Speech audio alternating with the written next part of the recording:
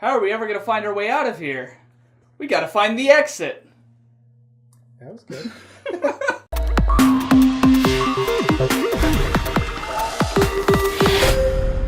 Sup nerds, we're going to talk about Exit Wave 2, and again, they aren't really called waves, but that's kind of what we do. We've got the Forgotten Island, Polar Station, and Forbidden Castle, and of course, obviously, the table is empty. Normally, we'd have, even with the unlock, we'd have, the cards splayed out here, but so many things get cut and drawn on and stuff that... There's no way to not have spoilers. There's no way to not... And speaking of spoilers, we're going to do our best not to have spoilers in this, but, hey, if you clicked on a video like this anyways, we're always going to talk...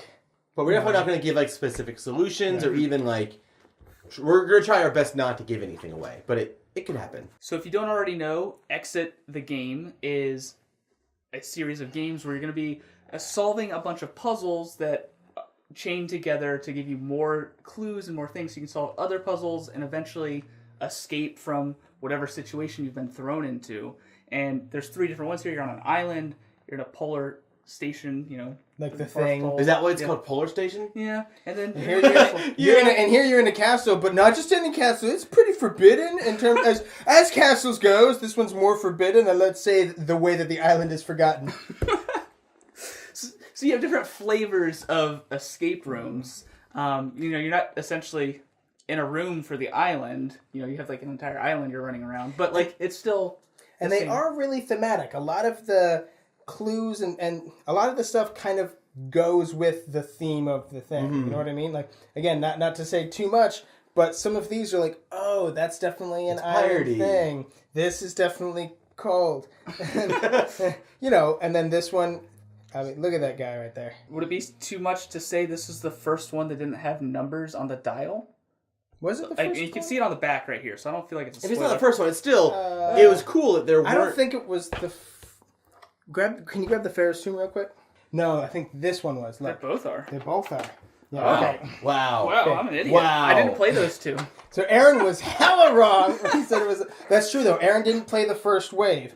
I only played one of them from these. That's from the first wave. You did? Oh, you played the cabin? Yeah. But it's good that you played the cabin because it's not an important tie-in, but in the story for Forbidden Castle...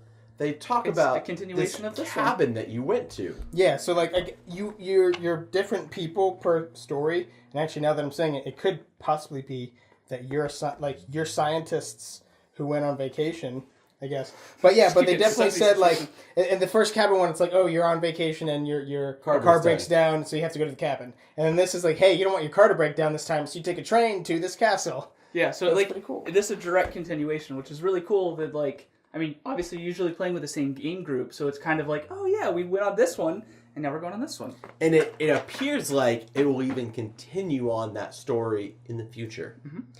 We don't know. I don't know. Is that one his numbers too? Yeah, these ones were... No, that one's... I guess... You did this one, though. This one has the symbols, too.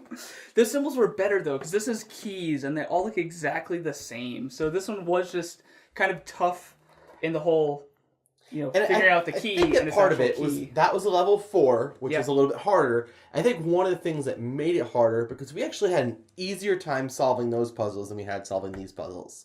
However, the dial you turn that has parts of keys on it, you have another key that you have to then translate. So you get your numbers, translate those into keys, and then translate that into the dial, which then gives you a card to figure out where you found it on the card, and then pull another card to see, because of that breakdown and just the extra steps you had to go to solve every single puzzle, I do think that was one of the ways that made it, the harder. Difficulty level harder. And not that it made the game really that much harder, it just made it a lot more work. Yeah, I don't feel difficulty level harder. I feel that just made it more we've solved the puzzle, now we have to do all this busy work, all this paperwork. And I did feel a lot like busy work to me doing it. And in Aaron's defense, about the symbols versus the numbers thing, it's been a while since we've played this one.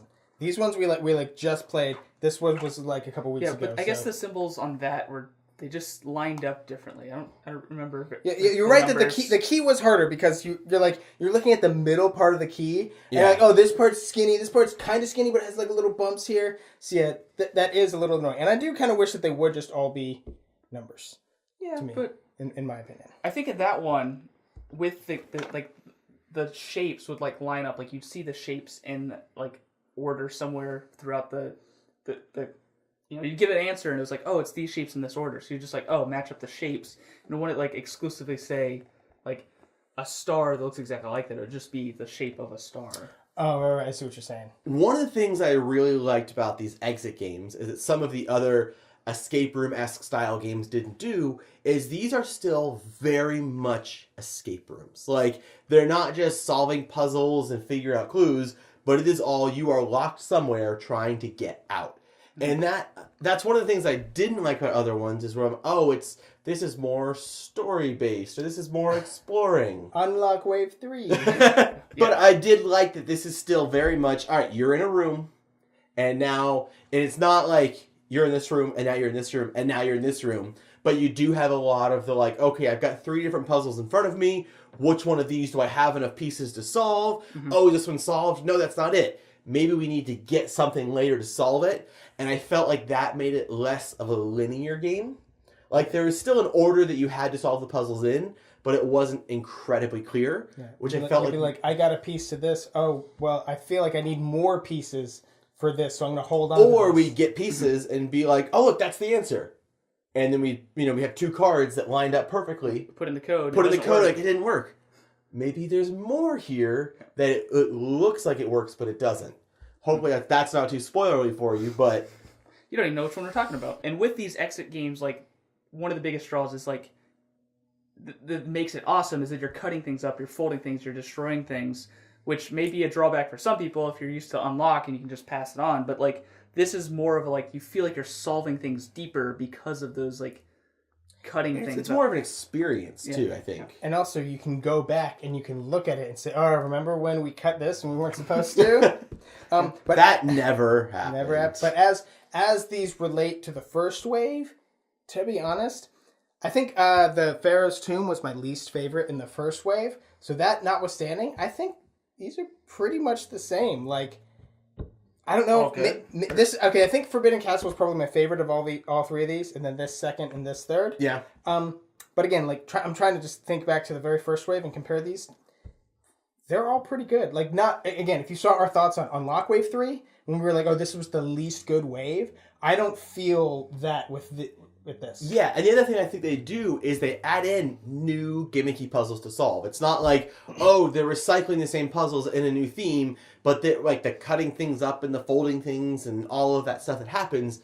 It does feel like it's unique to these games. They're not just doing the same puzzles with different skins. So like, oh, we've seen this one before. Yeah. You're definitely folding things different ways and cutting things in different ways. So if you want to check these games out, we'll have links in the description box down below. And hey, while you're down there, don't forget to subscribe to our channel so you'll never be bored.